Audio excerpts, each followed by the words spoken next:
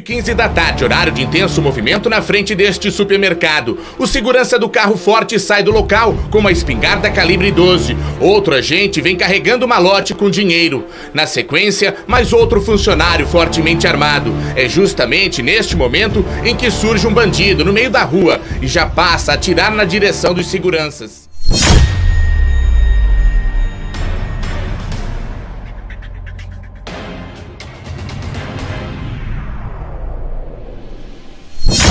Compreende com clareza a necessidade de salvaguardar aos vigilantes o porte de arma fora do serviço. O vigilante, por via de regra, ele tem o direito ao porte de arma de fogo quando em serviço e sai da sua atuação funcional completamente esclarecido e não pode, por consequência, guarnecer a sua segurança e a segurança de sua família, a integridade de sua família. Desde a infância, ainda quando muito novo, eu via os profissionais de segurança como as pessoas que nos dão proteção contra o mal. Eu não sabia exatamente o que era polícia, o que era guarda, segurança, o agente penitenciário da época. Para mim, era tudo uma coisa só. Profissionais com uniformes diferentes, mas com a mesma missão: dar proteção para as pessoas. Eu não entendia a diferença entre as funções, mas o que eu sabia é que um dia eu queria trabalhar com isso, com segurança. Eu gostaria de falar aqui um pouco sobre a atividade dos profissionais de segurança privada no Brasil. Mas antes quero homenagear o meu amigo, o diretor Roberto Cardoso, né, que é o diretor do filme Escolta Armada, e eu gostaria de trazer um assunto aqui muito importante, né, referente à atividade que os profissionais de segurança privada no Brasil exerce. Nós exercemos uma atividade de risco, né? A própria lei 12.740 diz que fica exposto, né, a risco permanente o trabalhador, aquele que presta um serviço tanto de segurança patrimonial como segurança pessoal. Ele está exposto a risco permanente e a roubos e outras espécies de violência. Salve, salve! Deixar meus cumprimentos aqui ao Roberto Cardoso e a você que está assistindo esse vídeo. Para mim é uma grande honra participar desse projeto e vamos responder as perguntas que me foram feitas aqui. Por que o vigilante é tão desrespeitado em seu posto de serviço? Olha só, vigilante desrespeitado em posto de serviço tem várias coisas que podem fazer com que isso ocorra. Primeira coisa é a falta de alinhamento do procedimento. Eu me lembro quando eu era supervisor, toda vez que tinha uma reunião no posto, que o cliente queria colocar um procedimento novo, que o vigilante ia ter que agir ali, né? Que o vigilante ele é um fiscalizador dentro do posto. Eu falava com ele, olha, tudo bem, mas a gente precisa alinhar junto com a sua equipe, tem que fazer uma reunião, porque não posso o vigilante ser aquele que vai informar que aquele procedimento novo vai começar a partir daquele momento. Então, o alinhamento ele é muito importante porque as pessoas vão entender que aquilo que o vigilante está fazendo faz parte do serviço dele. Se ele não atender, ele está descumprindo as normas da empresa e geralmente dá certo quando isso ocorre. Bem, a gente tem como a gente melhorar isso aí, né, de o vigilante ser mais respeitado. Primeiro já começa com a postura dele. O vigilante tem que ter postura dentro do trabalho dele, entender a posição dele dentro daquele contrato de trabalho, evitar fazer muitas amizades, né, ser aquela amizade que chega a ponto de ter brincadeiras entre ele e os funcionários da empresa. Um exemplo, né? Eu me lembro que quando eu trabalhava de vigilante, há muitos anos atrás, logo ali no começo mesmo, né? Eu tinha uma postura mais séria e tinha um meu parceiro de serviço que a gente não trabalhava no mesmo horário, né? Mas eu rendia ele e ele brincava com todo mundo. E eu via que as pessoas ali já não respeitavam ele mais como segurança. Era bem diferente de quando eu estava trabalhando, de quando ele estava trabalhando. Certa vez eu falei com ele, cara, isso aí vai acabar te atrapalhando. Aí tinha vezes que ele tinha que chamar a atenção do cara e os caras levavam na brincadeira. Então, às vezes, a postura do vigilante atrapalha ele ser respeitado no posto de trabalho. Então, a postura vai te ajudar muito a você ser respeitado, entendeu? Mas lembrando que o respeito também é algo individual. A gente não tem como não tem uma fórmula mágica para aquela pessoa ali respeitar a gente, porque ele vai muito também da criação daquela outra pessoa. Se ela for uma pessoa criada a respeitar as pessoas, né? Ela foi educada para isso também, né? Então, infelizmente, tem isso. Tem pessoas que não respeitam ninguém. Então, a gente passa por isso. Mas a sua postura vai dizer muito. né, dentro do posto de trabalho para te ajudar você a ser respeitado. Outra coisa também que influencia nesse desrespeito aos vigilantes aí, né, é a falta de conhecimento. O vigilante, ele tem que ser um conhecedor, ele tem que ser um especialista na área dele de segurança privada. Eu vou te dar um exemplo básico aqui, cara. Esses dias chegou um vídeo para mim, achei muito triste aquilo. Acho que é vereador que agora ele é candidato a deputado nessas eleições aí que tá por vir. E ele chegou na Caixa Econômica Federal ali, distribuindo ali papéis, e o vigilante foi ali, né?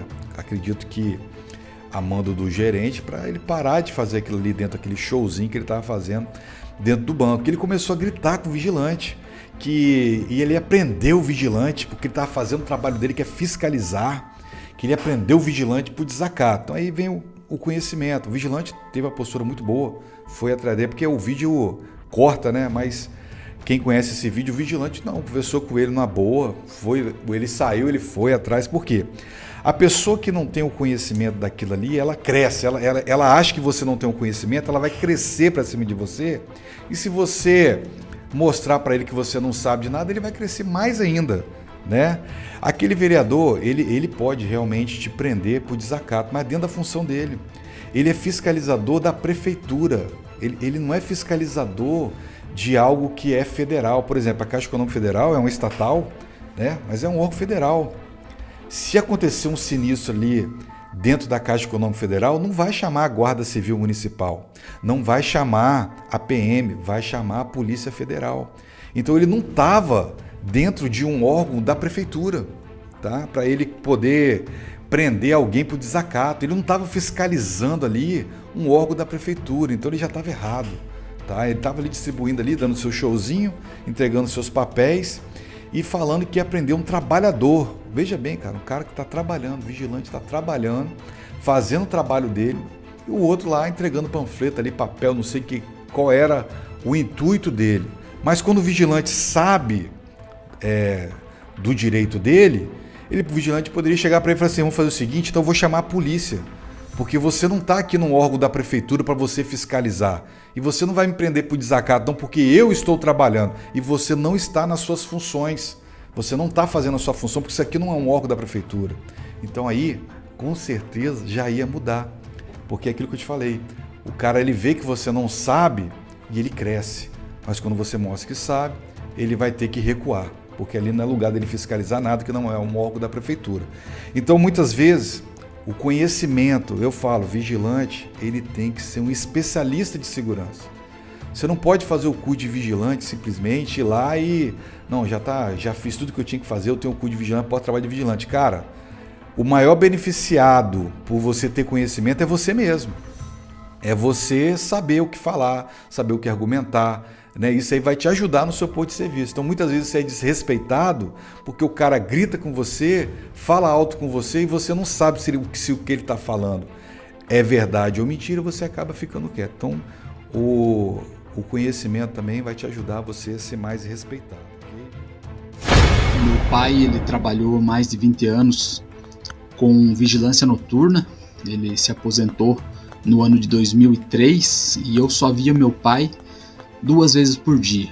Pela manhã, quando eu acordava e estava indo para a creche, ele estava chegando em casa, eu ia para a creche pela manhã, e na parte da tarde eu ia direto com o carro da instituição para a escola do ensino fundamental. E quando eu chegava em casa à tarde, aí que eu via meu pai novamente. Por alguns minutos ele já estava se arrumando para ir trabalhar novamente, né, para nos dar sustento com essa atividade de segurança. Então, desde muito cedo, eu sempre vi as dificuldades sofridas na atividade, os baixos salários, as condições complicadas de atuação, né, o risco sempre presente, né, mas também vi a dignidade que a profissão trouxe para o meu pai, né, um trabalho digno, protegendo o patrimônio, que bem ou mal era o que trazia o salário que nos sustentava. E ainda voltando pro tempo que eu ia para a creche pela manhã, depois quando o carro da instituição ia nos levar direto para a escola, eu queria ir sempre para o lado direito, por 2 motivos. Eu queria passar em frente e ver o destacamento da Polícia Militar e também queria passar em frente ao Banco Banestado, que é o antigo banco do estado do Paraná, para lá dentro conseguir ver o guarda, que era o segurança, seu Sidney Ruppel.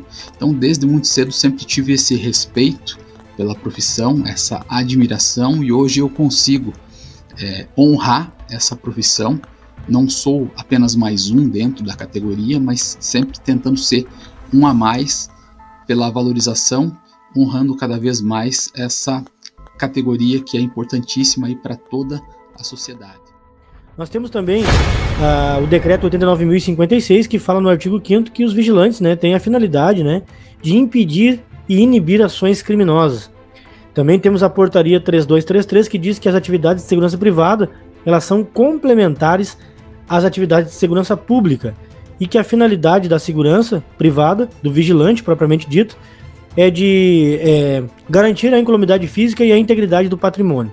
Dito isso, é importante que nós venhamos a refletir, porque os vigilantes estão expostos sim a risco permanente. O vigilante que trabalha armado ou desarmado, ele tem a mesma atribuição, tem a mesma finalidade. Então, eu gostaria de gravar esse vídeo, né, de trazer essa mensagem, até como forma de conscientização, né, dos próprios profissionais, da sociedade como um todo e principalmente das autoridades aí, dos políticos, né, para que eles possam ter um olhar diferente, os órgãos de segurança pública olhar para o vigilante, que é um profissional habilitado, credenciado por um órgão, né, federal, que é a Polícia Federal, e nós temos ali um curso de formação, uma grade curricular que habilita o profissional, inclusive a cada 2 anos ele tem que se submeter aí a uma revisão e a atualização de todas as disciplinas que uma vez ele aprendeu no seu curso de formação. Então, eu me chamo Igor da Silva Matos, tenho 42 anos, sou profissional de segurança privada há 10 anos.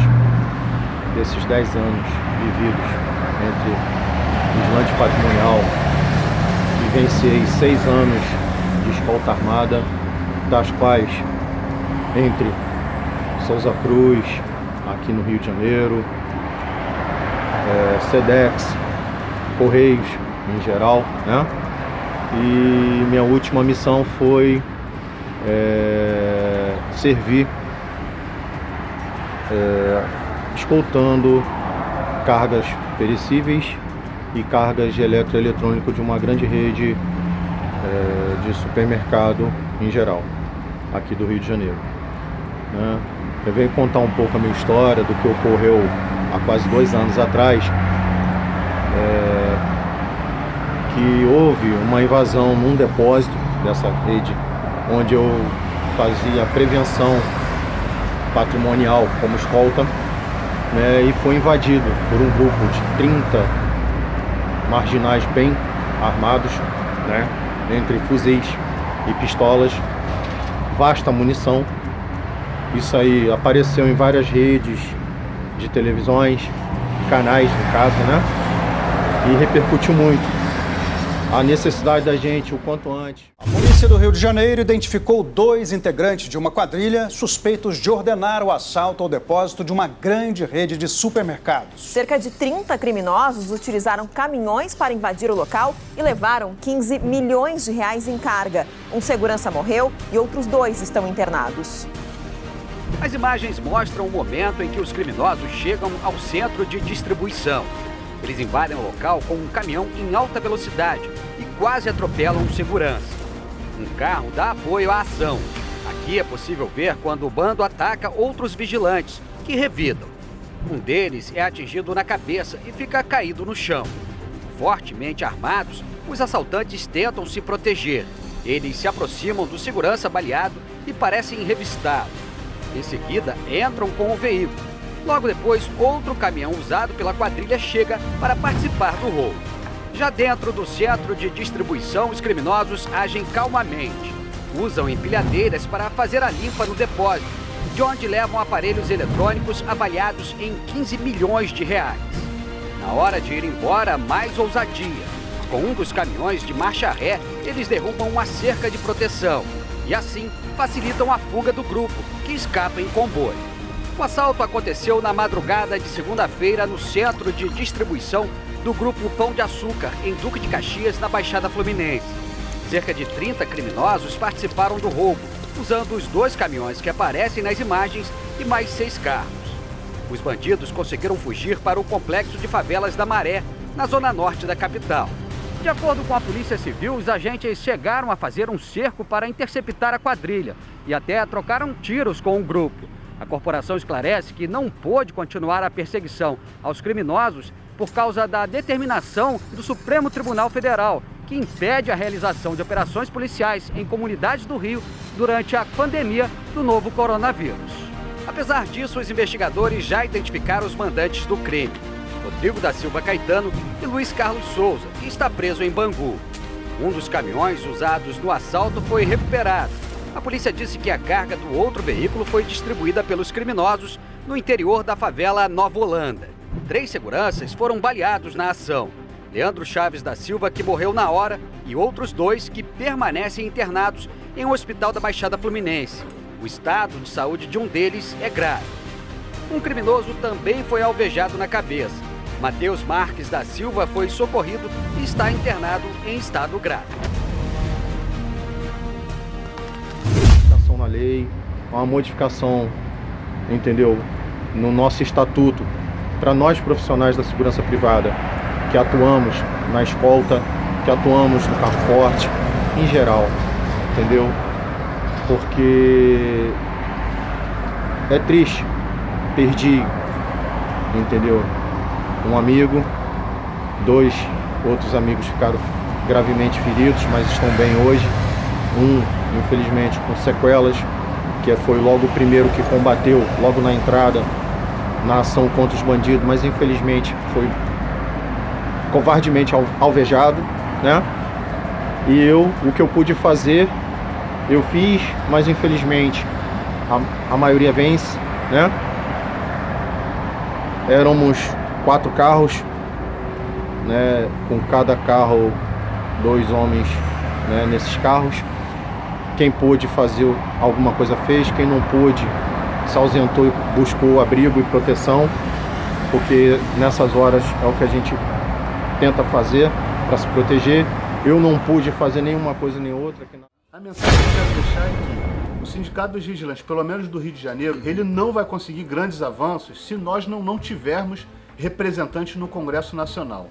É ilusão o trabalhador que acha que somente o sindicato consegue garantir os seus direitos. Isso nunca vai ser uma verdade.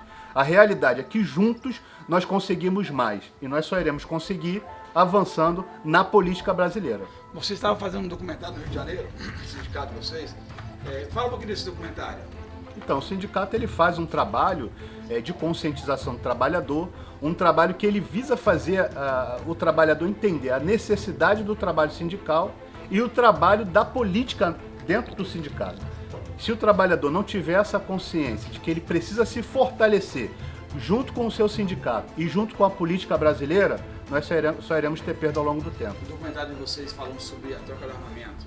A troca de armamento é muito necessária, mas volto a dizer, tudo esbarra na política. Nós temos aí, para vocês terem uma ideia, o Estatuto da Segurança Privada, que já deveria ter sido votado, regulamentado. Eu lembro bem que quando foi criado o Estatuto da Segurança Privada, sindicatos e federações do Brasil inteiro se reuniram em Brasília para que fosse aprovado o Estatuto da Segurança Privada nos moldes que nós queríamos, porque quem entende da necessidade do trabalhador é quem é o trabalhador, e o sindicato também é o trabalhador, porque ali estão profissionais da segurança privada que muitas das vezes já correram risco de morte, já sofreram todo tipo de sinistro envolvidos, porque também são profissionais da segurança privada. Então, quando foi criado o Estatuto, fomos a Brasília, pedimos para que se mudasse o Estatuto da Segurança Privada, porém nós não fomos atendidos pura e unicamente por nós não termos representantes dentro do Congresso Nacional. E essa mudança do armamento para a categoria... Pessoal, eu sou Maicon Dionísio, um influenciador digital. Sou vigilante desde 2011. Quando fiz o curso de formação, uma coisa que nunca entrava na minha mente. Porque um vigilante que trabalha 12 horas armado tem que voltar desarmado para casa. Trabalhei sim em alguns postos armados e uma coisa que nunca chegava a entrar na minha cabeça. Por que esse vigilante, esse profissional da segurança privada, ele tem que voltar desarmado para casa? Fui começando a estudar um pouco mais a fundo nesse assunto e comecei a entender que tudo é da parte da política, tanto na Câmara Federal e no Senado. Quando fala a palavra porte, para qualquer cidadão, seja ele vigilante ou CAC, os políticos se retraem, mesmo sendo a vontade popular. Acredito sim que nós temos que aprender cada vez mais a voltar nossos representantes na parte da política, que venha nos representar de verdade, numa forma aí positiva. Hoje sabemos que o vigilante do carro forte, vigilante de escolta armada, vigilante patrimonial, SPP, se cair lá na mão do delegado, porque hoje o vigilante ele vai lá, compra com o suor do seu trabalho a arma de fogo, registra lá pela Polícia Federal, mas aquele momento é só para ele ter em casa. Aí quando o vigilante ele vai montar a efetiva necessidade para dar entrada no porte, esse poder da caneta continua na mão do delegado. E eu acho totalmente errado. Deixar na mão do delegado, deixar na mão do Estado. Ele decidir se você deve ou não ter esse porte de arma. A ferramenta arma de fogo é uma ferramenta, sim, que salva vidas. Vamos dizer que aquele profissional, ele sofreu uma ameaça durante o serviço. O marginal, sim, ele pode esperar terminar o plantão dele e aguardar ele lá na rua. Agora, se ele tiver o porte de arma fora do serviço, fica igual para igual. Bem, eu sou o Márcio Soares, chamado aí, conhecido como vigilante instrutor, trabalho na segurança privada desde 2003, e instrutor desde 2014. A gente vem atuando na segurança privada desde essa data aí. E de lá para cá a gente vem acompanhando a deficiência da segurança privada. A segurança privada hoje ela é regida pela Lei 7.102, e pela portaria da Polícia Federal 3233 de 2012. Então de 2012 para cá não tem muita mudança, para melhorar a categoria dos vigilantes, para melhorar a segurança privada de forma geral. Quando a gente fala de forma geral, a gente está falando sobre a segurança patrimonial, o transporte de valores, conhecido aí como carro forte, e a escolta armada. As pessoas ainda falam assim, a escolta armada não é a mesma coisa do carro forte. Bem, a diferença do carro forte, aí, do transporte de valores para escolta armada é a seguinte: a escolta armada, diferente do transporte de valores, vai no mínimo 2 pessoas e no máximo 4 dentro de um carro baixo, comum, não blindado, fazendo a escolta, atrás ali de uma autocarga. Geralmente um caminhão com carga de alto valor agregado.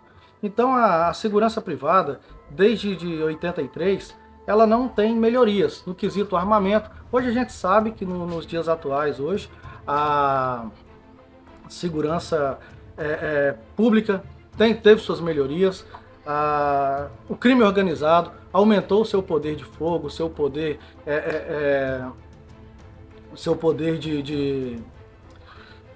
tecnológico, tecnologia. Então de lá para cá a segurança privada foi ficando esquecida, certo? Então o armamento nosso ainda é muito antigo, as condições de trabalho também muitas das vezes deixam a desejar, muitas das vezes também por parte da empresa, por não ter um órgão que realmente representa, fiscaliza e defende a nossa categoria.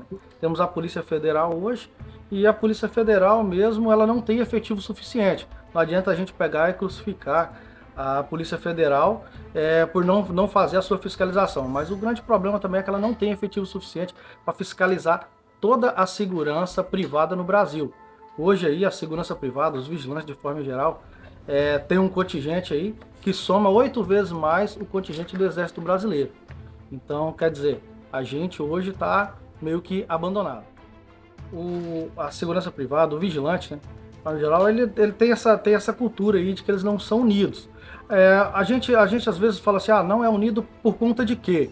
Por conta da hoje aí, empresas, hoje aí muitas das vezes suprimem o vigilante aí, pressiona ele, e muitas das vezes o vigilante fica acuado. Por quê? Porque se fazer alguma mobilização, alguma coisa que vai defender a sua categoria, eles acabam perdendo o emprego, né?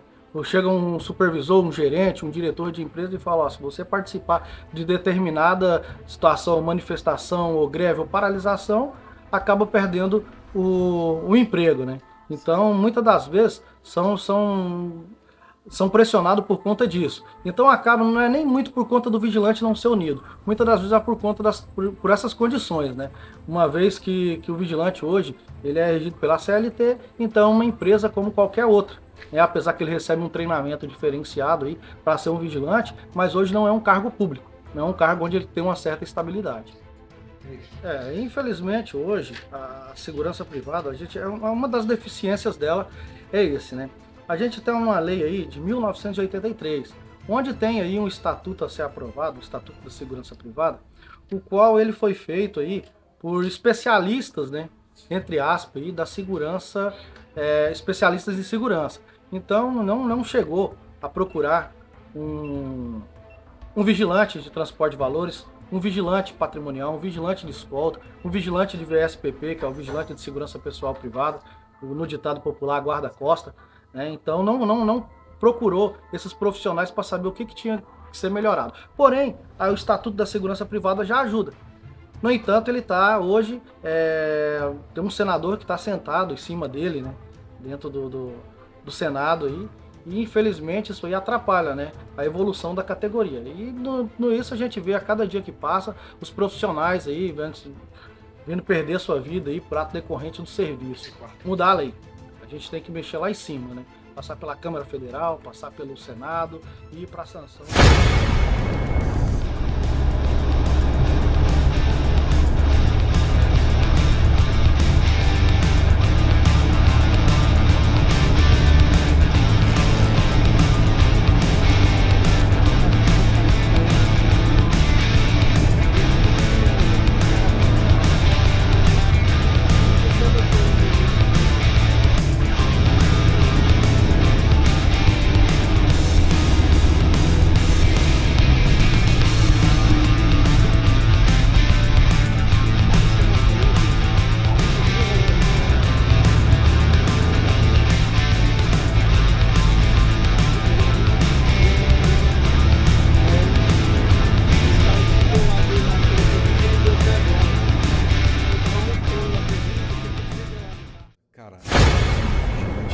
Realmente extremamente perigosa. Até agora, graças a Deus, a gente recebe, né, a categoria recebe ali o adicional de risco de vida, porque entenderam que realmente o vigilante ele corre risco de vida dentro do seu posto de trabalho. Primeiro que você trabalha armado, né, cara? Arma num país perigoso igual o nosso, que tem, né, muita criminalidade, a arma é algo, é um objeto ali que o bandido está de olho para ele poder cometer seus crimes. Então, às vezes, quando ele quer adquirir uma arma, se ele achar que é fácil, ele vai lá no vigilante para tentar roubar, né? Muitos vigilantes aí mostraram que não é tão fácil assim, reage ali e consegue impedir. Infelizmente, muitos acabam perdendo as suas armas por vários motivos ali, cara, que não dá para você colocar a culpa no cara ali. O cara tá num posto ali que não tem nem como ele se guardar, né? Teve uma vez que eu ouvi um vídeo de um cara que eu falei, cara, infelizmente aqui, o que o cara vai fazer aqui? É um posto de transição de pessoas para lá e para cá, não tinha um ponto para ele poder guardar as costas, o cara tá meio que na sorte ali, né? E ele perdeu a arma dele. Agora, tem várias vezes ali que você vê o cara conversando no posto, do celular, cara. Celular, isso aí envergonha demais. Quando eu vejo um vídeo que o cara perdeu a arma porque estava no celular, cara. Então, posicionamento dentro do posto, também saber se posicionar, isso aí ajuda a evitar isso aí. Então, você corre vários riscos. Esse aí é o risco que a gente vê, o risco iminente, né? Por ser um trabalho ali, que você trabalha armado ali, se você está ali armado é porque aquele posto tem algo de valor. Então, corre risco de alguém querer entrar ali para roubar, né, as armas. Eu lembro que eu trabalhava num posto de segurança e esse posto tinha 6 vigilantes à noite. De dia só tinha o porteiro. Certa vez o cara chegou lá com um currículo, vou deixar um currículo aí, o cara abriu o vidro, o porteiro abriu o vidro, atrás do currículo já tirou uma arma e já pediu o cara para abrir o portão, para levar lá no cofre das armas, que as armas ficavam num cofre dentro do banheiro. tentou abrir o cofre ali, não conseguiu. O cofre estava chumbado na parede com 2 cadeadão, não conseguiu abrir o cofre, mas eles foram lá para roubar as armas, né? Então, assim, a empresa tinha muita coisa de valor, mas o cara estava de olho nas armas do vigilante. Então, assim, esse é o risco que a gente consegue ver mais fácil, mas tem outros riscos, cara, que as pessoas não percebem. Por exemplo, o risco psicológico, cara. O vigilante, ele está muito exposto a ter síndrome do pânico, a ter depressão, a ter vários problemas psíquicos através da sua profissão. Eu vou explicar por quê. O motorista da Cevival Transporte de Valores sofreu pressão psicológica. Chegou a ser chamado de incompetente na frente dos colegas depois de um acidente com o carro da empresa. De acordo com os autos do processo, após 1 ano e meio de trabalho, o funcionário foi afastado por problemas de saúde durante 1 ano e depois foi aposentado por invalidez. Ele buscou a justiça pedindo o pagamento de verbas trabalhistas e indenização por danos morais. No TST, a relatora do recurso, ministra Maria de Assis Calcin, entendeu que a conduta do representante da empresa foi inadequada e condenou o empregador ao pagamento de R$ 9 mil de indenização. Eu lembro uma vez que eu era supervisor e eu sempre dava uma corridinha na escada para chegar em cima na administração, para passar o meu plantão ali no computador ou pegar alguma coisa muito rápido. Tem uma vez que eu fui dar uma subidinha, cara, eu senti uma falta de ar. Falei, cara, eu não tô legal não, vou no médico ver isso aí. Cheguei no médico, o médico conversou muito comigo, cara, o cardiologista, ele passou uns exames, é lógico. Aí ele perguntou o que eu trabalhava, ele falou, cara, olha só, a sua profissão, ela é igual a de um policial. O tempo todo vocês estão saindo da sua zona de conforto. O que é isso? Você está na sua zona de conforto. Agora eu estou aqui na minha zona de conforto. Ó. Para mim é uma zona de conforto. Tem gente que gravar um vídeo, ele sai da zona de conforto. Mas eu estou na minha zona de conforto. Estou confortável aqui. Eu não estou resolvendo nenhum problema. O supervisor, o vigilante, ele muitas vezes ele tem que sair da zona de conforto dele para resolver algum problema. Então assim, o supervisor às vezes sai mais, né? Porque se o vigilante tiver um problema, ele chama o supervisor. Vamos botar, eu estou na minha zona de conforto, ali passando meu e-mail, de repente eu recebo uma ligação de um cliente. Preciso que você venha aqui, que eu quero que você tire esse vigilante daqui. Você, peraí, por quê, cara? Não, eu quero que você tire esse cara daqui. Poxa, cara, eu tenho um problema em resolver agora. Então eu saio da minha zona de conforto. E isso acaba sendo várias vezes por dia. E aí o médico falou, cara, essas pessoas que saem várias vezes da sua zona de conforto, isso não é normal. Você, durante um dia, uma pessoa normal, de vez em quando você tem que sair da sua zona de conforto.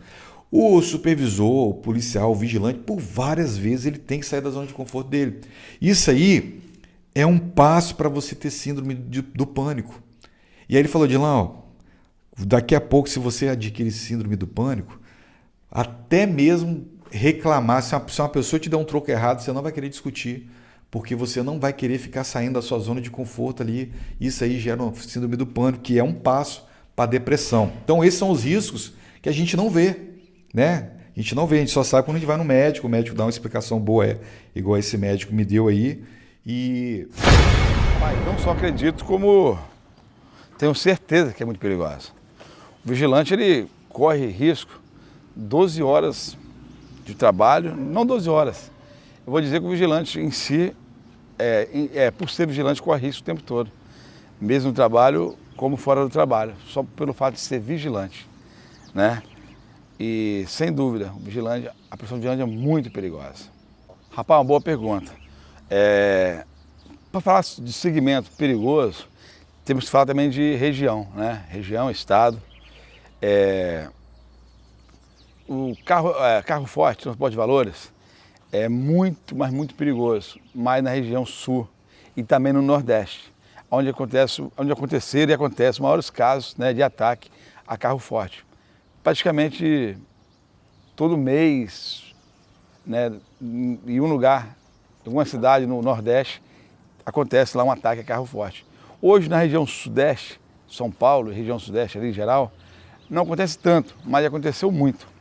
Então, segmento de carro forte, transporte de valores, realmente a região Sul e a região Nordeste são as mais perigosas. Se você trazer um pouquinho aqui para o lado do Sudeste, o Espírito Santo principalmente, aqui no Espírito Santo já houve alguns casos de ataque a carro forte, mas poucos casos. Aonde o vigilante corre mais risco aqui na área, no segmento que o vigilante corre mais risco é no patrimonial. Porque aqui nós temos muitos casos de vigilantes patrimoniais que morreram em serviço simplesmente por estarem armados ali, por o vigilante estar portando ali um objeto de desejo do vagabundo, que é a arma, né? Aquele revólver 38, e também o colete dele. Então acaba trazendo ali um certo risco para o vigilante. Roberto, o vigilante desarmado corre tanto risco quanto o armado? Sim, para mim até mais, né? Por estar desarmado. E quero falar, então, falando agora sobre escolta armada, no Rio de Janeiro, a escolta armada já sofreu bem mais ataques do que carro forte ou vigilante patrimonial, porque a escolta no Rio era muito mais visada, que transportava ali carga de eletrônicos e também cigarro, é uma coisa que atrai muito o marginal, né? Então, no Rio de Janeiro, o segmento que mais sofre lá é a escolta armada e também a patrimonial, mas a escolta armada já sofreu muito mais ataque. Então é assim, e SPP praticamente você quase não vê um caso, né, de um ataque a um agente de segurança pessoal, muito difícil, né? Mas existe, mas você quase não tem relato, né, sobre isso. É isso aí, então eu pude definir por região. Hoje eu oriento muito nossos irmãos da segurança privada a se tornarem CAC, caçadores, atiradores e colecionadores. Tirar o CR. Porque além de levar o conhecimento com a ferramenta arma de fogo, essa ferramenta pode sim salvar a vida dele. A importância que o vigilante tem que entender que a arma de fogo é a ferramenta da liberdade. E essa escolha tem que vir dele, do vigilante, e não do Estado. E eu vou muito mais além. Que muitos falam, o porte tem que sair só para aqueles que têm carteira assinada. Mas por quê? Se ele sair da empresa, o porte dele não vale mais? A ameaça, a gente tem que entender que ela continua. Tem muitos vigilantes que hoje em dia, eles trabalham em baladas, sem carteira assinada, trabalham fazendo bico. Eu acredito mais além, se o cara comprovou, independente de carteira assinada ou não, que ele trabalha de vigilante, não é eu, não é você, nem é o Estado que tem que decidir. Mas que esse porte ele tem que ser concedido, porque ele tem que ser um direito. A liberdade de escolha tem que vir do cidadão de bem, e não do Estado. Por isso que eu falo cada vez mais a tal da liberdade de escolha. Hoje, nós temos os tal dos políticos que trancaram o PL 3723, os senadores. Eu não entendi por que trancar o PL 3723. Se ela é uma vontade popular. Eu vi os CACs cobrando, vi os vigilantes cobrando para ver se esse PL andava para frente. E os senadores em matéria de política disseram, não, vamos dar uma analisada, mesmo sendo a vontade popular. Mas se você for olhar esses senadores que são desarmamentistas, eles andam com seguranças fortemente armados. Armamento para mim e desarmamento para você. Isso é o pensamento dos nossos políticos. E isso me deixa muito triste. Porque hoje, nós, da segurança privada, para nós conseguir a vitória do porte de arma, nós dependemos da política. Acaba sabendo desses riscos. Outros riscos, que tem muito, cara, que eu vivenciei muito isso também na escolta, é o risco de acidente, cara. Às vezes, eu sempre falo, a pessoa fala assim, escolta armada, cara, é muito perigoso, você tinha medo? Cara, o maior perigo que eu via era acidente. Por quê? A gente vive num país que as pistas, né, pelo menos aqui, por exemplo, aqui a BR-101 que corta o Espírito Santo, é conhecido como rodovia da morte. É uma pista indo, outra voltando, tem poucos trechos de ultrapassagem e não tem pista duplicada, né, cara? Então, assim, a gente corre muito risco de acidente, cara. Então, são riscos que as pessoas não levam em consideração, são alguns riscos que estão ocultos. Então, é uma área extremamente perigosa. Cara, quantas vezes eu saí para fazer escolta armada e olhava para minha família em casa e pensava assim, poxa, eu não sei se eu vou voltar, cara. Eu não sei, porque eu corro risco de acidente, eu corri risco de alguém tentar roubar a carga e eu trocar tiro. E era um Fiat Uno que não tinha ar-condicionado nem nada, muito menos blindagem. Então, assim, muitos riscos. Essa área, profissão de vigilante, ela é muito arriscada mesmo. O cara, para entrar nessa área, tem que pensar muito bem se é isso que ele quer. E por isso que eu falo, tem muita gente perdida aí na área de segurança privada e quando chega no posto de trabalho, que ele vê que o negócio não é bem assim igual ele estava pensando. Eu uso o exemplo que quando eu era supervisor, por exemplo, eu ia fazer uma entrevista, cara, eu já queria tirar. Cara, eu sou da igreja, cara, eu lembro da história de Gideão, que quando ele foi separar os covardes, né, que Deus falou assim, ó, de todo esse povo aí, tira todos os covardes. E aí ele fez um teste para tirar os covardes. Então, quando eu ia fazer uma entrevista, eu fazia um teste para tirar os covardes, aqueles caras que estavam perdidos ali na área de segurança privada, que tem muitos, cara. O cara acha que não, vai ser tranquilo, pô, 12h36, faz nada, um dia tá trabalhando, outro dia tá em casa. Aí chega lá mesmo. Então, eu fazia umas perguntas básicas, bobinhas, para me eliminar algumas coisas. Eu chegava pro cara e falava assim, guerreiro, o seguinte, primeira coisa, eu queria tirar o preguiçoso. Falava, ó, aí eu apresentava o pior horário que tinha para trabalhar, porque às vezes o cara quer, não, quero um postinho 12h36. Falava, ó, meu amigo, seguinte, a vaga que eu tenho aqui é de segunda a sábado, das 15 às 23. Mano, vida social desse cara aí foi pra vala. Aí eu tinha cara de chegar assim, rapaz, só tem esse horário aí? Eu falei, só tem esse horário e outra coisa, vigilante não tem horário, você sabe disso, né? Porque a gente trabalha com prestação de serviço. Então, se o meu contrato ali acabou, precisar remanejar você, vai para o horário que tiver. Tudo bem para você? Ele, rapaz, esse horário aí não vai dar para mim não. Já eliminava o cara. E a vaga às vezes era para noite. Mas eu já queria eliminar, porque quando o cara quer trabalhar, mano, ele aceita tudo. Ele aceita o horário, aceita tudo. Aí quando chega lá, você vai trocar o cara. Não, mas eu sou da noite, cara. Quem trabalha com prestação de serviço tem que estar ciente disso, cara. A empresa hoje... Cara, a empresa ela não quer mexer com você, mas se ela precisar, cara, ela vai ter que contratar alguém porque você não trabalha de dia. Então isso aí a gente não gosta, a gente não quer mudar a nossa rotina, mas quem está contratando tem que pensar nisso aí, que pode chegar a hora de você ter que remanejar. E quando você é contratado, você assina um contrato lá dizendo que você pode trabalhar em qualquer horário. Então eu já não queria ter dor de cabeça, já eliminava ali. Aí vinha a parte... Né, que a gente está falando de área perigosa, que eu queria tirar os covardes. Chegava, meu amigo, é o seguinte, você vai trabalhar num posto, super tranquilo, é um supermercado, mas lá a gente tem muito problema de furto, tá? Lá é furto direto, tem noiado lá roubando. Então é o seguinte, você vai estar lá no seu posto de trabalho, o monitoramento que são seus olhos vai te falar que aquele cara lá com a camisa verde e amarelo lá, colocou uma garrafa de uísque dentro da bermuda. Você vai estar lá na sua porta lá, vai chegar o cara, você vai ter que abordar ele. Isso é problema para você? Aí tinha uns que falavam assim, mas vou ter que fazer isso sozinho? Aí já tutibiou, já eliminava ele. Chegava outro e falava assim, rapaz, mas tem que abordar mesmo? Não tem outra forma não? Eu falei, tem que abordar, já eliminava ele. Aí tinha outro que falava assim, na hora, é meu trabalho. Esse aí é o vigilante raiz mesmo, que é o cara que sabe muito bem como é que é o trabalho dele. E o posto não tinha nada daquilo, mas a gente tem que passar um pouco da realidade que a gente vive para o cara, né, ver ali se é isso que ele quer. Então, para tirar esses caras que estão perdidos na área de segurança privada, a gente faz isso aí, porque tem que... Para nós poder mudar o rumo da história. Senhores e senhoras, a liberdade de escolha, ela tem que vir do cidadão. E o porte de arma, eu vou deixar bem claro, eu sou a favor que todos tenham o direito ao porte de arma. Principalmente o vigilante que já trabalha armado. E vou muito mais além.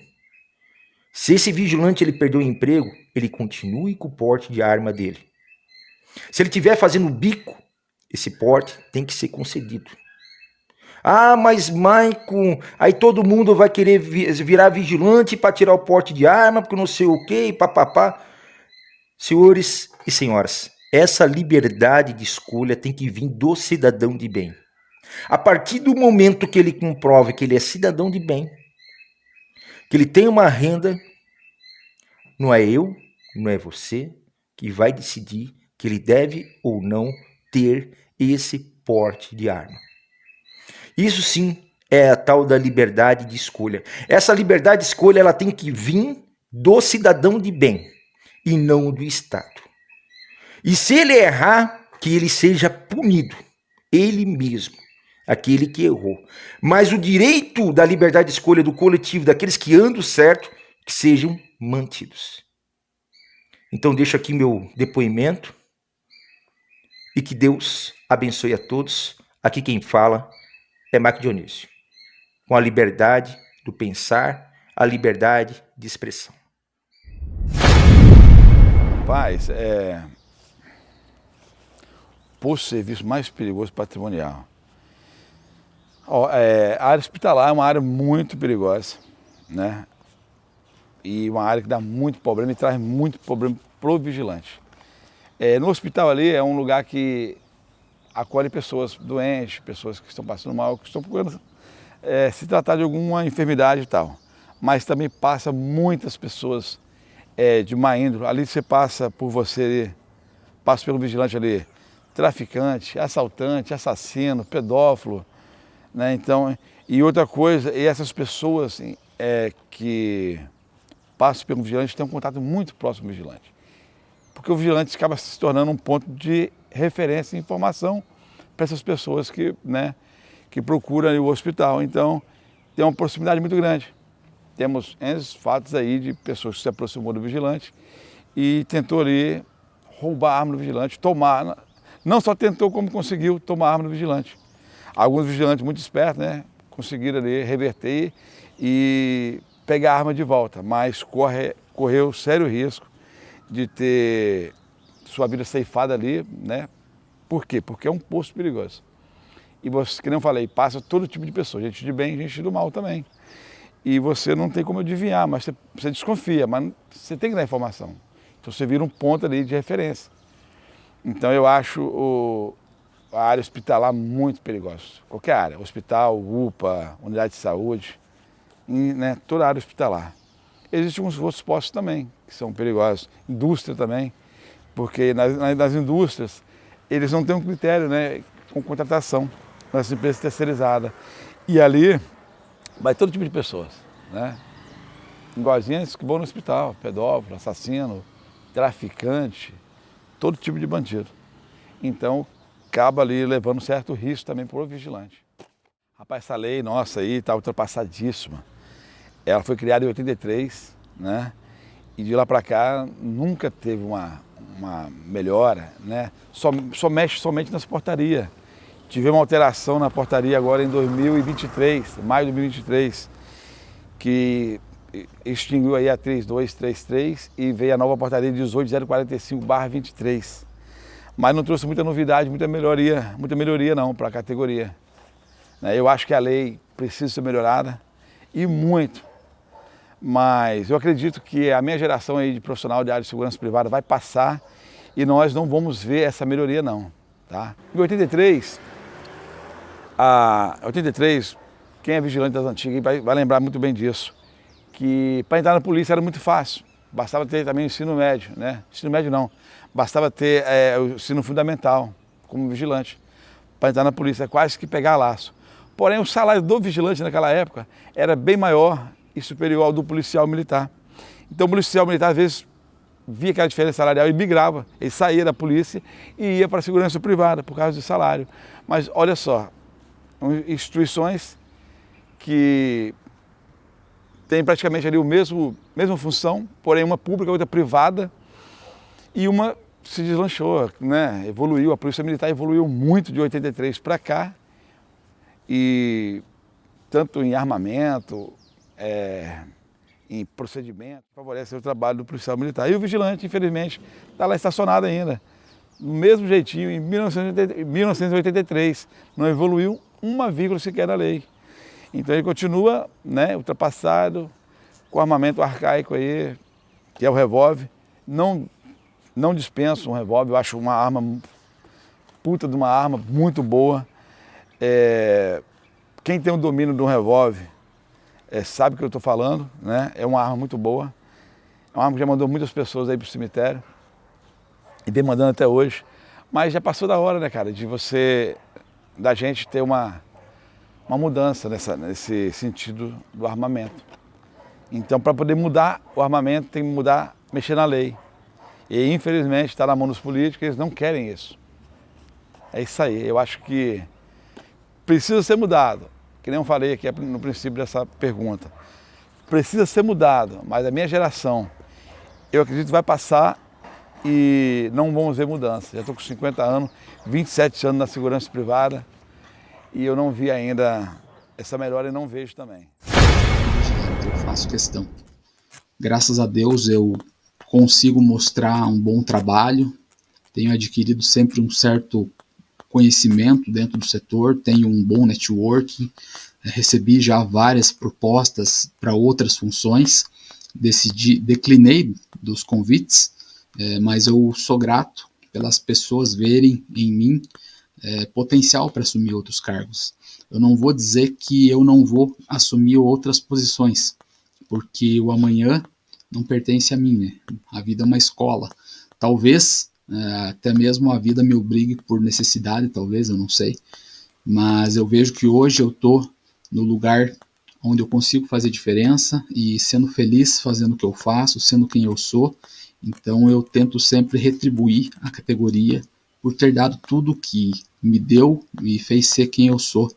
Como pessoa, como filho, como pai, eu trago sustento para casa através desse trabalho, então eu sempre tento retribuir o máximo que eu posso com a categoria da segurança privada. Então, como eu disse, eu permaneço vigilante, eu estou nessa atividade desde 2011, que foi o ano que eu completei os 21 anos, que era o requisito, um dos requisitos aí para o ingresso no curso de formação.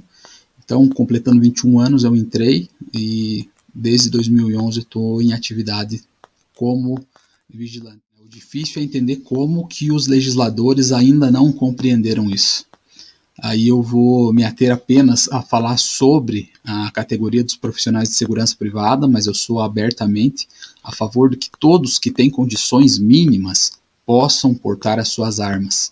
Eu sou a favor do porte de arma para os profissionais de segurança privada, porque não tem lógica esse profissional defender o patrimônio e vidas alheias no trabalho e não ter o direito de defender-se da criminalidade e de proteger a sua família nas ruas, né? Ou seja, o Estado entende que o vigilante ele é capaz de portar uma arma no trabalho, defender o patrimônio de um banco, de uma indústria, de um shopping e depois de proteger todas essas pessoas que circularam durante esse dia nesse trabalho, o Estado entende que quando ele volta para casa, ele perde essa capacidade de proteção, de autocontrole, de discernimento, de calma, de raciocínio. Então é no mínimo estranho, para não dizer que isso é uma canalice talvez. Quer dizer que eu tenho capacidade de transportar milhões de reais dentro de um carro forte, mas eu não tenho essa mesma capacidade de proteger a minha família com essa arma que eu utilizei e circulei o dia inteiro aí, as pessoas que estavam próximos a mim em um shopping, em um mercado, em agências bancárias. Eu tinha essa capacidade enquanto eu estava trabalhando no carro forte, mas quando eu deixo o carro forte e volto para minha casa, eu não tenho mais essa capacidade de proteger a vida das minhas filhas, a vida da minha esposa, do meu pai, da minha mãe e a minha vida. Eu só tenho essa capacidade enquanto eu estou trabalhando. Não tem lógica alguma. Aí muitas pessoas dizem, mas veja bem, no serviço é diferente. Mas eu pergunto diferente por quê? Como segurança pessoal, cuidando de um VIP, eu posso proteger da vida do VIP, da vida dos familiares desse VIP, em qualquer lugar. Mas eu não posso ter esse mesmo direito de defender a minha vida e a minha família em qualquer lugar. É o dinheiro que ele paga para obter esse serviço que garante essa capacidade de que eu possa protegê-lo? Não tem lógica. Então quer dizer que eu posso proteger pessoas estranhas que eu não conheço e tenho essa capacidade, mas no momento de cuidar da proteção e da segurança da minha família, o Estado entende que eu perdi a capacidade de portar essa arma, né? E muitos podem dizer, mas veja bem, se esse profissional se envolver em uma briga no trânsito, no seu horário de folga armado, as coisas são diferentes. E eu digo que isso é uma outra falácia, porque o Estado entende que eu posso escoltar uma carga valiosa de milhões de reais de sul a norte do país, utilizando 2 armas, né? Portando essas armas em qualquer lugar, enfrentar esse mesmo trânsito caótico, enfrentar essas mesmas pessoas estressadas, e eu tenho a capacidade de manter a calma e de raciocinar durante o meu horário de serviço. Mas esse mesmo Estado, ele entende que quando eu saio da escolta, entrego a viatura na empresa, eu perco a capacidade, então eu não tenho condições, eu só tenho condições de proteger o patrimônio e as vidas durante o meu serviço. Mas a partir do momento que eu saio do meu serviço, eu perco total capacidade de fazer tudo o que eu fazia. Então, a lógica deles é que eu posso proteger a vida de estranhos nas ruas, mas eu não tenho capacidade de proteger a minha vida e a vida das pessoas que eu mais amo. O Estado entende que eu tenho a capacidade de manter a calma e a inteligência no trânsito, mas eu perco essa capacidade assim que eu volto para minha empresa e entrego a viatura, o armamento, e tiro o uniforme e volto para casa. Então isso é algo muito sem noção, porque a legítima defesa é um direito natural do ser humano, mas querem tirar os meios de praticar essa legítima defesa, né? Tudo aquilo que temos para usar como condições para voltar realmente vivos para casa. E a missão é essa: voltar vivo, voltar saudável para os nossos filhos, para nossas esposas, para os nossos pais. Ele quer só os bônus da profissão. Agora, os ônus ele quer correr fora. Então, realmente, a área de segurança privada ela é muito perigosa. O cara que for trabalhar com isso, ele tem que ter a consciência disso, que ele está numa área perigosa, cara. Não dá para você reclamar que o posto é perigoso. Lógico, o posto não pode ser um posto que não te deu a segurança que você precisa para você trabalhar. Mas não dá para você reclamar que, poxa, tem nóia furtando no supermercado que você trabalha, que é perigoso. Cara, se tem alguém ali, se tem um vigilante ali é porque é perigoso. Eu lembro, cara, que tinha um contrato de trabalho, eu era supervisor, e tinha uma empresa que tinha um posto. Pensa num posto bom. Aquele posto era excelente, cara. O posto, ele tinha uma guarita elevada, tinha uma guarita embaixo que era do porteiro e uma guarita em cima que era do vigilante. Essa guarita de cima, o vigilante ficava lá fixo, e quando ele subia, ele puxava a escada e travava ela em cima. Então não tinha como o cara subir para cima da guarita dele. Inclusive, o cara dar uma cabeçada era maravilhoso, porque o supervisor tinha que chamar ele. Não tinha como o supervisor subir, ver se ele está dormindo ou não, falar que ele está dormindo ou não. Então era um posto super tranquilo. De repente, tinha um quadro no jornal, que era o jornal A Tribuna, aqui, que o cara fazia uma reclamação ali e o jornal ia atrás do feedback para dar o feedback dessa reclamação. O vigilante, cara, você acredita que o vigilante ele foi nesse jornal, fez uma reclamação que ele estava trabalhando num posto muito perigoso sozinho. Ele fez essa reclamação. Então, assim, era um cara que estava totalmente perdido. Qualquer vigilante que você colocava ali, o cara estava no paraíso. Por causa disso tudo que eu te falei, era um posto tranquilo, com a empresa de ônibus, um pátio grande, mas você não tinha que fazer ronda, você ficava lá em cima. Se você viu algum sinistro, você ligava para a polícia, chamava o supervisor e tal. Nunca aconteceu nada lá. Lá aconteceu quando a segurança era a polícia, né? E aí chegava ali, o blindado chegava lá do carro forte para recolher o dinheiro e teve uma troca de tiros ali. Mas depois colocou vigilante, nunca aconteceu nada, mas tem aquele cara que está perdido na área de segurança privada e fez uma reclamação que o posto era perigoso. Ou seja, se tem um vigilante ali, a resposta da empresa foi essa. Cara, se tem um vigilante ali, é porque tem um risco, mas não era perigoso para o vigilante. Ele estava ali numa guarita elevada. Então, realmente, é uma área perigosa.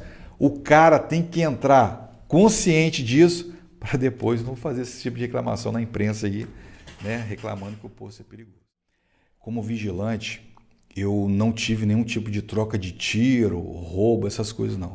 Mas eu já corri muito risco de acidente na estrada. Teve uma vez que eu acordei praticamente com a cara no teto, que o meu colega pulou o quebra-molas porque ele dormiu no volante, né? Então esse risco aí eu corri, não foi poucas vezes não, até eu também uma vez, o colega me passou o carro e estava subindo a Serra das Araras ali, quem for vigilante aqui que já passou pela Serra das Araras sabe que o caminhão sobe muito devagar, cara. E era de madrugada.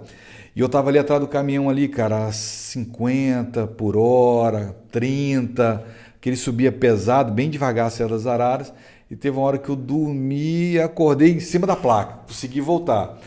Não posso dizer que ali seria um risco de vida, mas deixa claro que quando você está no volante, né, fazendo escolta armada, você corre muitos riscos aí. O maior risco que eu acho que tem é de acidente. Inclusive, nessa empresa que eu trabalhei, morreram 4 vigilantes de acidente na escolta. Nunca morreu nenhum vigilante trocando tiro, nunca teve um sinistro de troca de tiro nem nada nessa empresa onde eu trabalhei. Porém, 4 vigilantes morreram em acidente de carro. É muita coisa, cara. Num período que teve escolta armada lá, que se foi muito, foi 4 anos. Então ali dava uma média ali de um vigilante por ano. Muito triste, mas esse era o risco que eu corri, que eu posso compartilhar com você. Já fui atender vigilante que trocou tiro, que invadiram o posto dele, alarme, que na época eu trabalhava de supervisor, o supervisor fazia esse trabalho de atender alarme também, foi uma fase muito ruim, depois desmembraram isso, eu acho que não pode mais, né? Então, assim, era um risco que a gente corria, mas nunca troquei tiro nem nada.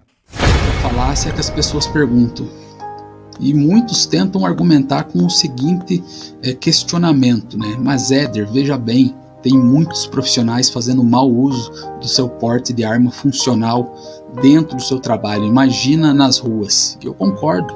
E é por isso que eu digo que essa pessoa ela deve ser removida dessa categoria profissional, porque ela não está apta para permanecer atuando com segurança, prestando serviços de proteção. Essas pessoas, inclusive, elas atrapalham a nossa evolução, atrapalham o nosso crescimento, e isso aí, infelizmente, afeta a própria sociedade, né? Porque nós somos reféns cada vez mais da criminalidade e não temos como nos defender. Então é uma coisa que precisa ser reavaliada. Os legisladores precisam focar na reestruturação da categoria profissional de segurança, porque se eu não tenho capacidade de defender a minha família com a minha arma fora do ambiente de serviço, então obviamente eu também não tenho condições de defender o patrimônio e as vidas dentro do serviço. Então o que precisa é uma reestruturação para que apenas os melhores profissionais, os mais capacitados, consigam permanecer. E ainda assim, pode acontecer que coisas ruins aconteçam, porque ser humano é imperfeito. Não é só o vigilante que faz o mau uso do seu porte de arma funcional. É o policial, juízes, todos que têm o porte de arma, seja ele funcional, federal, seja qual for, um ou outro vai cometer alguma atitude impensada, algum ato ilícito. E é essas pessoas que precisam ser removidas dessas categorias e não utilizar a exceção como regra, prejudicando o restante das pessoas que não tem nada a ver com esses atos isolados. Eu já trabalhei nessas 4 áreas. Já fui segurança pessoal privada, já trabalhei como vigilante, já trabalhei no transporte de valores e trabalhei na escolta armada, por experiência própria. Eu digo, não é só a nível do Espírito Santo, não, a nível de Brasil, não tem nada mais perigoso do que escolta armada. Escolta armada é muito perigoso. Até falei um pouco aqui, né, dos perigos da escolta armada. O maior perigo da escolta armada hoje é sim também problema de assalto, né? Que a gente tem escolta armada aí no Rio de Janeiro, São Paulo, é o dia todo escolta armada ali fazendo as internas e entra em cada local ali, muito perigoso, cara. Eu lembro que a gente fazia escolta armada, teve uma vez que a gente chegava no Rio de Janeiro na filial de uma empresa, que eu não vou citar o nome, inclusive o pessoal falava que o dono dela era um grande criminoso aí a nível Brasil. Enfim, a gente chegava, cara, numa favela lá que, cara, de alta periculosidade, muito perigosa mesmo, mas ninguém mexia com você. Os caras lá falavam, aqui tá guardado, tá? Pode ficar tranquilo, despreocupado, né? Eles falavam pra gente não sair com as armas por lá de fora, ali de dentro da empresa, que os caras viam de longe, mas tem lugar que o cara não sabe onde é que ele tá entrando, cara. Imagina você do Espírito Santo, chega no Rio de Janeiro, tá acompanhando o caminhão, o caminhoneiro entrou no lugar ali que, cara, já entrei em cada lugar que muito perigoso. Então, o grande risco é essa troca de tiro aí, tá? Onde já perdemos muitos amigos aí, inclusive no filme Escolta Armada 2 que eu participei, narra ali a situação do vigilante dois vigilantes, né, que perderam suas vidas ali trabalhando. Então assim, tem esse risco, tem um risco de acidente, cara. Tem um risco de acidente que eu falei que esse risco aí já tirou muitas vidas de vigilante. Aqui no estado do Espírito Santo conheço inúmeras histórias de vigilantes que perderam a vida em acidente. Teve cara chegando já em casa aqui, cara, próximo aqui da Grande Vitória, o cara sofreu acidente e perdeu a vida. Então esse é o risco. A troca de tiro, você com um Fiat Uno, cara, pensa, eu estou falando Fiat Uno, que na época era Fiat Uno, hoje são vários carros, né? Mas a lata é muito fina, cara, não tem blindagem, né? E eles não colocam blindagem, cara, porque você vê carro de escolta tudo sucateado, né, cara? Tudo carro, né? Você vê um carro da escolta, ele é bem regaçado, porque eles usam muito. E eles não tem, não é nem que não tem como colocar blindagem. Ia ficar muito mais caro do que é. Então esse risco, cara, é um risco, cara, é algo assim, desproporcional. Imagina um vigilante dentro de um Fiat Uno trocando tiro com um cara de fuzil e ele ali no máximo com uma 380 e uma escopeta calibre 12, que para uma troca de tiro de longe não tem muita eficiência, né? Então tem esses riscos que a gente corre aí que, cara, você num carro forte, cara, você tá com uma blindagem, eu trabalhei no carro forte, você tem uma blindagem ali para te proteger, é muito perigoso. Não estou falando que não é perigoso, estou olhando aqui qual que tem o maior risco, tá? Então, assim, no carro forte você tem uma proteção maior do que no Fiat Uno, que é a blindagem. Lógico que quando o cara vem para roubar o carro forte é algo meio traumático, né, cara? Eles vêm com bomba, explode tudo, é algo que é para abalar mesmo e fazer você abrir o carro forte e ver se pegar o dinheiro, né? Mas eu vejo, a minha visão, que a escolta armada, cara, não tem, não só no Espírito Santo, em qualquer lugar, não tem um serviço que é mais perigoso. O SPP, ele tem aquele negócio da surpresa, você não saber para onde você está indo, qual o serviço que é, o que vai te esperar lá. E eu já passei por várias situações perigosas, né? Respondendo aquela pergunta lá se eu já corri risco, eu não me lembrava dessa situação, tinha até esquecido, eu corri risco de vida, cara, foi nas manifestações.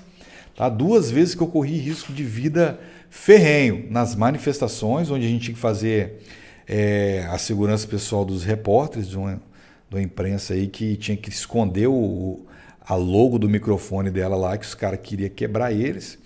E os caras, cara, por mais que você tentava disfarçar, os caras identificavam que você era da segurança. O cara passou do meu lado gritando P2 e saiu correndo, porque ele tinha aquela dúvida se eu estava armado ou não, e eu estava fazendo a SPP no meio daquela multidão, cara. E de um lado, teve uma hora que a gente estava indo para o Palácio do Governo, de um lado, muros altos, que ali era o forte, né? Tinha muros altos ali, o Saldanha da Gama. Do outro lado, o mar, com as suas pedras ali. Eu falei, cara, se esses caras... Eu no meio da multidão, uma multidão muito grande. Eu falei, se esses caras vierem aqui para me proteger essa repórter aqui, eu não vou sair vivo daqui, cara. Não tem para onde ir, não tem como socorro chegar. Os caras vão vir com aquela massa, né? Então foi um risco muito grande que eu corri desarmado, segurança pessoal privada desarmado, pensa. Né? Tinha alguns que estavam armados, mas nós ali no meio da multidão estávamos desarmados. Foi uma escolha da equipe de segurança na época.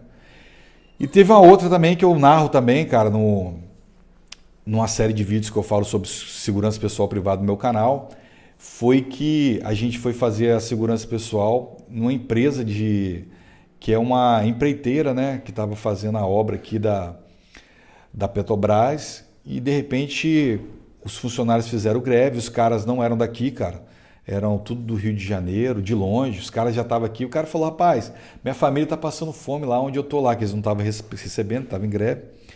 Eu não tenho nada a perder não, cara. E tinha cara armado no meio, então teve muita confusão. Tem um vídeo depois, vocês assistem lá no canal, que mostra a hora que o BME vem para agir, que aquela hora eu falei, cara, vai pegar fogo aqui, o negócio vai ficar feio. E era no meio do nada, cara, no interior aí, que não tinha jeito. Os caras botaram fogo em caminhão.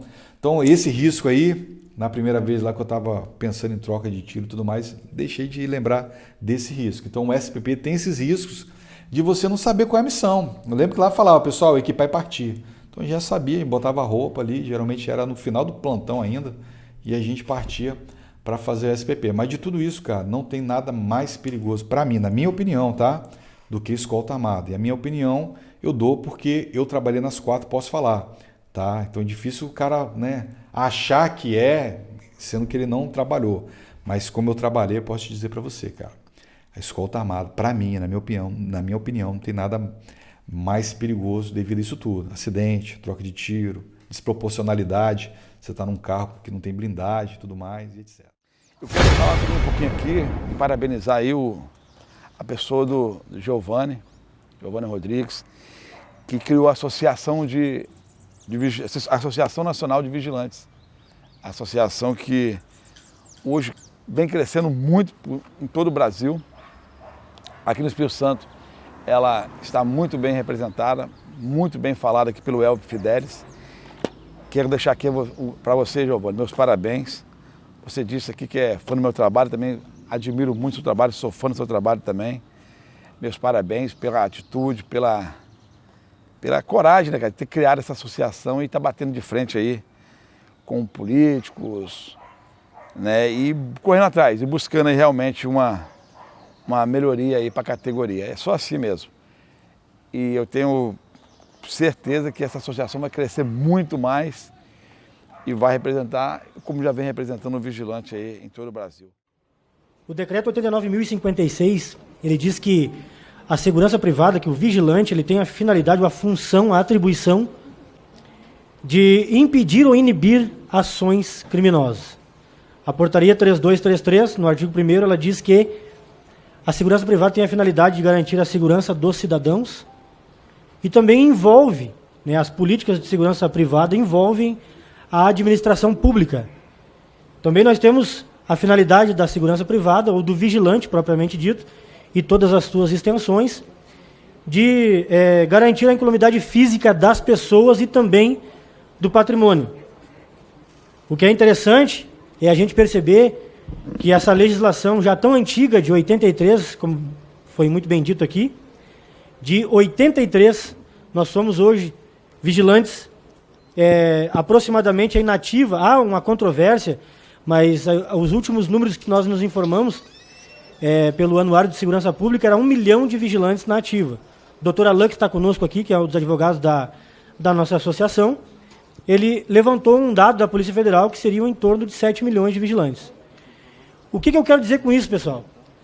Que existe culturalmente um preconceito referente aos profissionais de segurança privada, porque nós estamos em todas as esferas da sociedade. No Poder Judiciário, nós temos vigilantes, né, no Supremo Tribunal Federal. Aqui nessa casa, nós temos vigilantes atuando, garantindo não só a incolumidade ou a integridade física do patrimônio, mas também das pessoas, porque, vejam que a finalidade, a segurança privada, nós temos o objetivo final, como a própria legislação diz, que é garantir a segurança dos cidadãos. Então, a vida para nós, ela é mais importante do que o patrimônio. Assim como a Constituição também nos garante que o direito à vida é o bem tutelado mais importante. Então, no Brasil, a segurança privada formal ela foi criada no final dos anos 60. O país vivia a época do regime militar e os opositores do governo, por meio da força, eles visavam derrubar o poder constituído.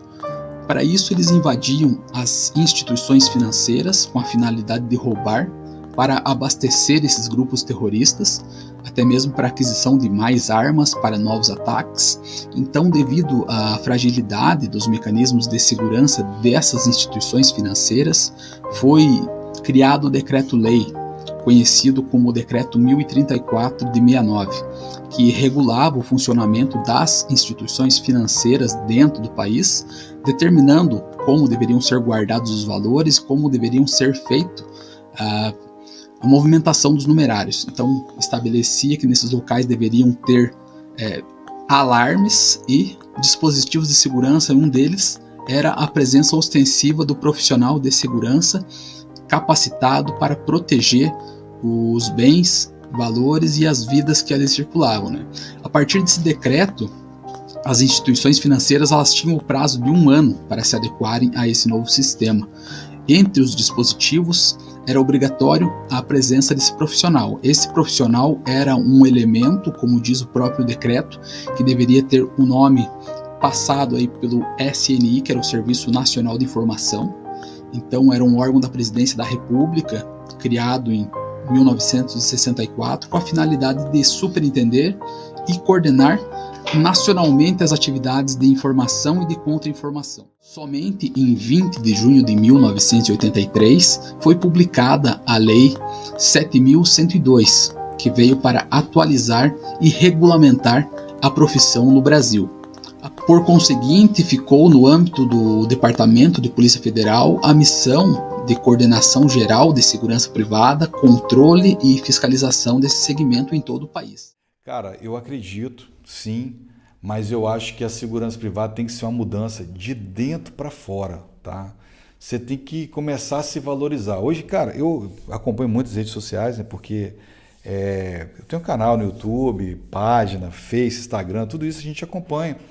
E eu vejo muito cara reclamando, reclama de tudo, reclama da área. Aí o cara faz o curso, não consegue emprego, sai xingando que a área é muito ruim, desvalorizada, não conseguiu emprego, perdeu o dinheiro dele. Mas o cara só fez o curso de vigilante, cara, e espera que um mercado altamente competitivo igual a esse, né, que, querendo ou não, eu falo que o vigilante ele poderia ganhar muito mais, porém, o salário dele ainda chama a atenção de quem está lá fora em outras áreas. Tem gente que não gosta que eu falo isso, cara, mas sim, o salário do vigilante ele é atrativo. Talvez não para você que está na área, né? Você que está na área aí, quando a gente está na área, eu entendo, a gente vê que a gente precisa de uma valorização maior, porque a gente corre risco de vida e tudo mais. Mas o cara que está lá, mano, trabalhando ali, ó, 6x1, né, numa escala ruim pra caramba, com saláriozinho baixinho, ele olha para você e fala, cara, eu quero ser vigilante. E aí, muitas vezes o cara vai e faz só o curso de vigilante, aí vai competir com um cara que tem curso de supervisor, curso de segurança bancária, curso de segurança de hospitais. A empresa olha aquele currículo do cara e fala, caramba, cara, que currículo bom, o cara se preparou, eu não vou ter que ficar perdendo um tempão dando treinamento para ele já fez os treinamentos. E aí vem você só com curso de vigilante, aí você fica reclamando aí, quer ser valorizado. Então, cara, a área de segurança privada tem tudo para melhorar, mas tem que ser uma transformação, primeiro, de dentro para fora. Por quê? Se eu tenho um vigilante, imagina que eu tenho dois vigilantes, eu tenho o vigilante Roberto Cardoso e eu tenho o vigilante Edirlan. Roberto Cardoso é o cara que estudou pra caramba, fez, né? Ele fez vários cursos, ele está sempre ali estudando um pouquinho mais sobre leis, né, para poder ajudar ele. Eu sempre falo que quanto mais eu sei, mais sorte eu tenho, né? Sorte não existe, mano. Quanto mais você sabe se desenrolar ali na hora de um problema. Então o Roberto Cardoso é aquele cara que sabe conversar, consegue resolver todos os problemas do posto. O Edirlan já não gosta de estudar, fez o curso de vigilante ali, tem um problema, não sei o que fazer, já grita com o cara. Já vou no grito, aí a empresa começa a ter muito problema com esse tipo de vigilante. Você acha que a empresa, quando tiver que contratar, ela vai começar a procurar mais Robertos Cardosos ou mais Edirlan que não se preparou? Então, cara, isso aí vai ajudar. Quando o vigilante se prepara, além de ele conseguir um emprego mais rápido, além de ele conseguir resolver as coisas melhores, mais rápido, mais tranquilo, porque, cara, quando você sabe, você resolve tudo mais tranquilamente, porque você tem o conhecimento, você ajuda a valorizar a categoria, porque aí o cara prefere, poxa, cara, poder pagar mais, porque se eu estou tendo menos rotatividade, porque o cara que não tem conhecimento, não corre atrás de ter mais conhecimento para ajudar ele a resolver os problemas no posto, ele dá muita despesa para a empresa, cara. Rotatividade é algo que dá muito trabalho para a empresa. Imagina, eu tenho 4 vigilantes, vou botar só 4 para ficar fácil a matemática. Eu tenho 4 vigilantes porque eu tenho 4 contratos, minha empresa. Minha empresa é pequena. Um vigilante aprontou no posto, né? Tratou mal alguém lá que não soube resolver um problema. O cliente chega para mim e fala, cara, tira esse vigilante daqui agora. Olha o custo que eu vou dar para a empresa. Olha o custo. Poxa, eu não posso trabalhar mais naquele posto. A empresa só tem 4 vigilantes. O que ela vai ter que fazer agora? Ela vai ter que contratar um novo vigilante e vai ter que mandar embora. Só que, para contratar esse novo vigilante, um vigilante não pode trabalhar mais ali. Então, agora ela tem que pagar aviso para aquele que não pode trabalhar mais ali, tá bom? Tem que pagar o aviso para ele.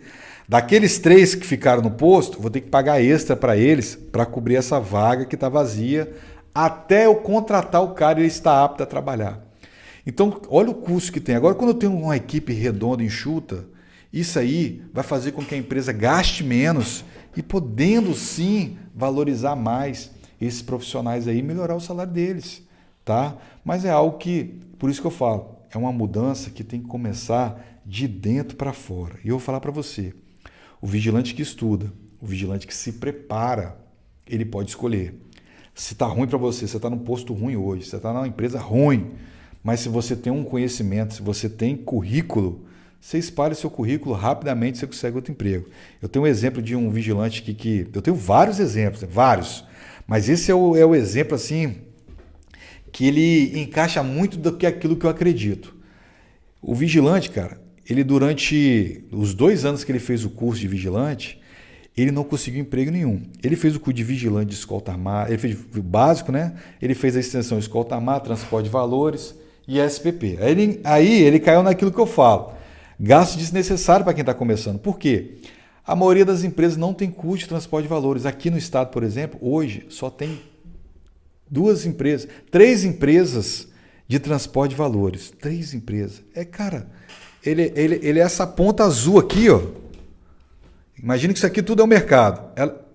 Transporte de valores é só essa ponta azul aqui, ou até menos. Então você entrar nesse mercado aí é muito difícil. Você vê que o vigilante de transporte de valores ele entra e fica lá até aposentar. Difícil você arrumar uma vaga nisso aí. Ele, com todos esses cursos, e o vigilante só com curso de vigilante, é a mesma coisa, não agregou nada. Aí eu falo, cara, você tem que investir primeiro no seu conhecimento em segurança patrimonial. E aí ele viu meu vídeo lá, que eu ensino lá 3 passos para você conseguir sua vaga de emprego. Ele fez o curso de supervisor, fez o curso de segurança bancária, segurança de hospitais, etc. Cara, ele foi chamado para uma das maiores empresas lá perto da região dele. Depois ele foi chamado para outra entrevista. Hoje ele tem 2 empregos e constantemente ele é chamado para outras entrevistas por causa do currículo que ele já tinha espalhado. Então, cara, você viu que é uma transformação que você tem que ter de dentro para fora? Então, às vezes, o que falta é você investir em você mesmo como profissional. Aí as coisas começam a acontecer para você. Então, se o salário não está legal, você pode ir para uma outra empresa, você pode trabalhar como supervisor, você pode trabalhar com 2 empregos, igual o exemplo do Eliel que eu te dei aqui. Então eu sempre falo, cara, a transformação, para melhorar, ela tem que ser de dentro para fora. Não dá hoje o cara fazer só o curso de vigilante e querer que tudo aconteça de bom para ele. Eu sempre falo, às vezes o cara, ele espera muito do mercado, mas quer dar pouco. Mais, cara, muito mais. Hoje tem vários canais no YouTube, né? Eu, quando comecei, só tinha o meu canal de youtuber. Não vou nem falar youtuber, não. Quando eu comecei, só tinha o meu blog. Blog da área de segurança privada, só tinha o meu.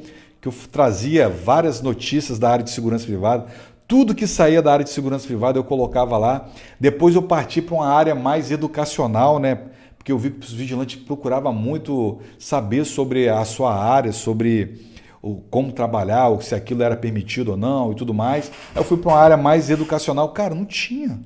Hoje tem vários canais no YouTube, tem vários blogs, tem várias fontes de notícias.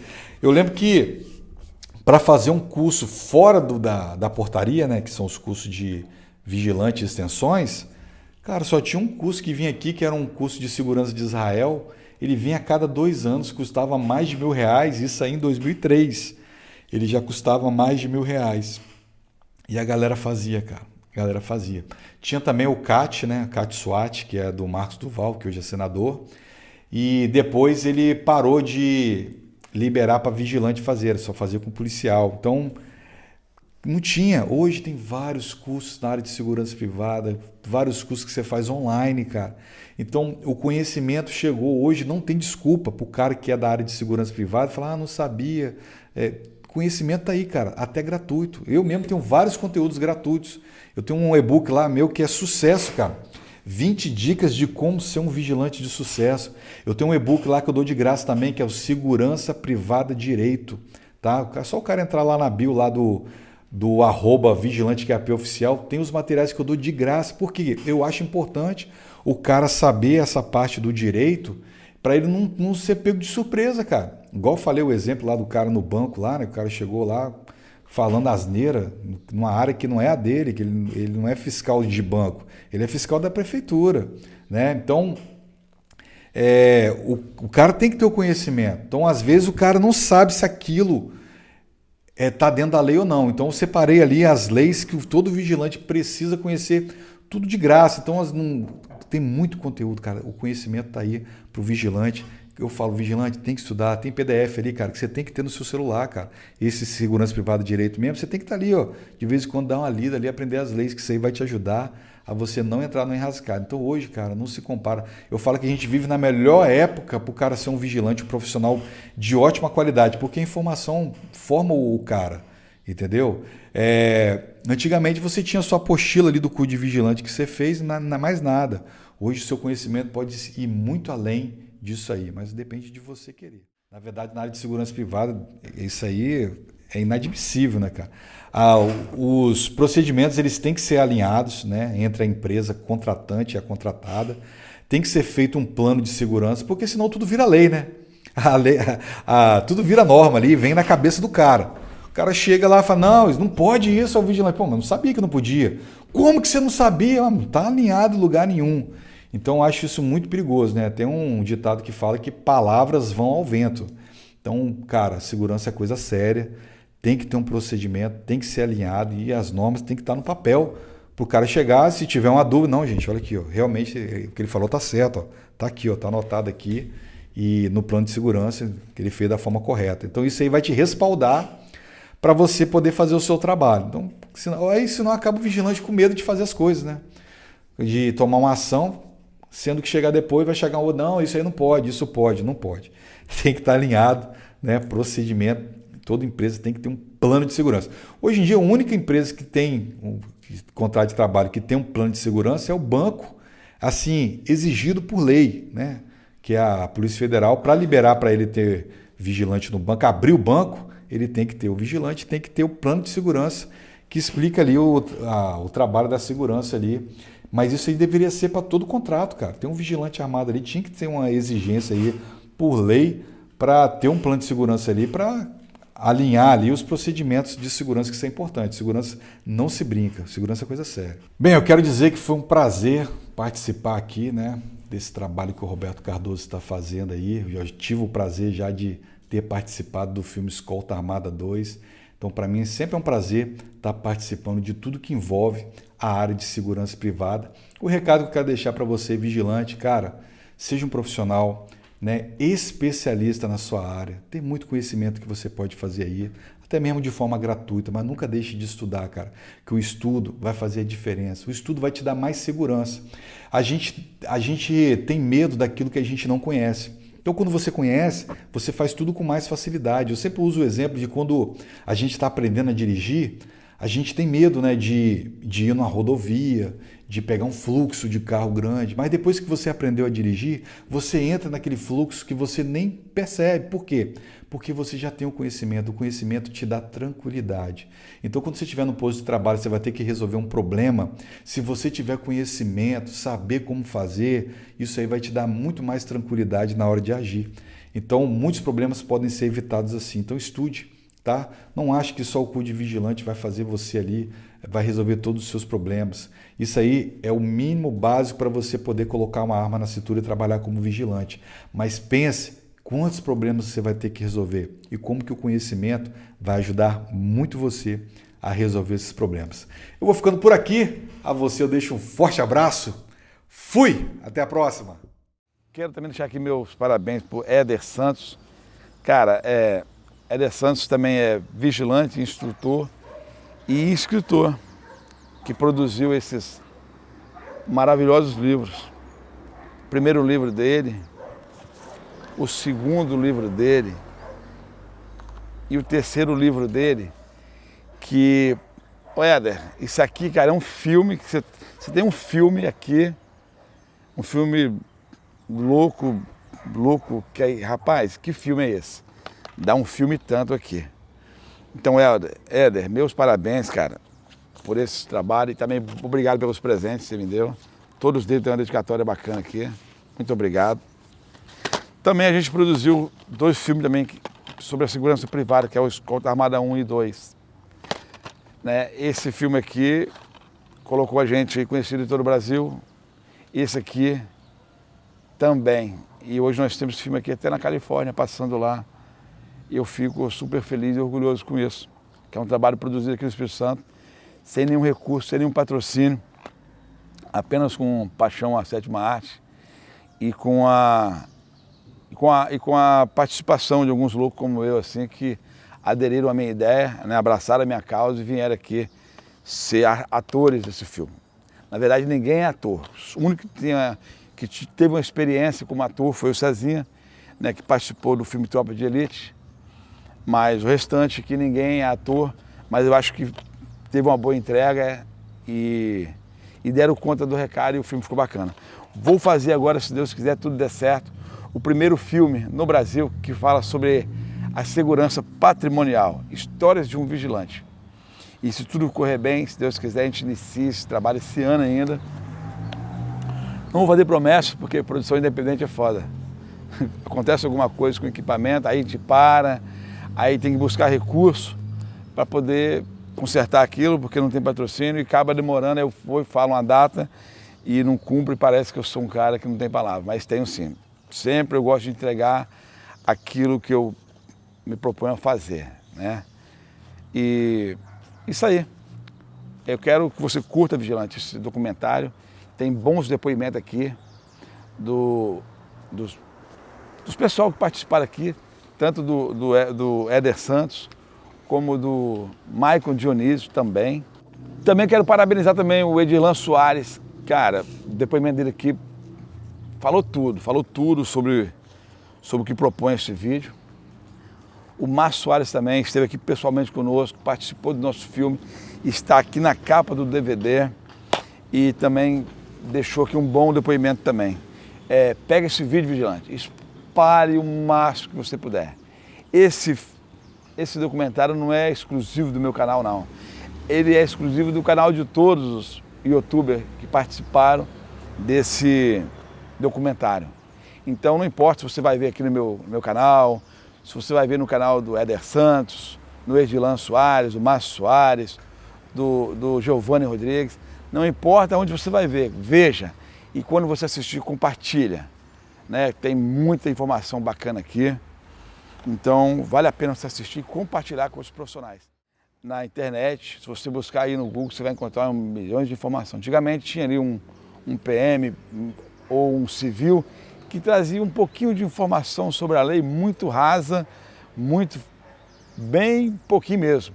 Mas depois que a gente surgiu com o nosso filme, a gente conseguiu trazer pessoas, criadoras de conteúdo, para hoje estar aí, para hoje estar dessa forma que você sabe que está aí na rede social. Você buscar qualquer informação sobre a Lei 7.102/83, você vai ter uma enxurrada aí de youtubers. E outra coisa, profissionais de segurança privada, falando do que sabe. Pessoas que vivenciam, que trabalham e vivem aquilo. Não é um militar, ou um GCM, ou um penal, não. É vigilante falando para vigilante. Então nós temos material de qualidade de profissionais de segurança privada para segurança privada. Forte abraço, que você goste desse vídeo e compartilhe com todos aí. Valeu, forte abraço, obrigado.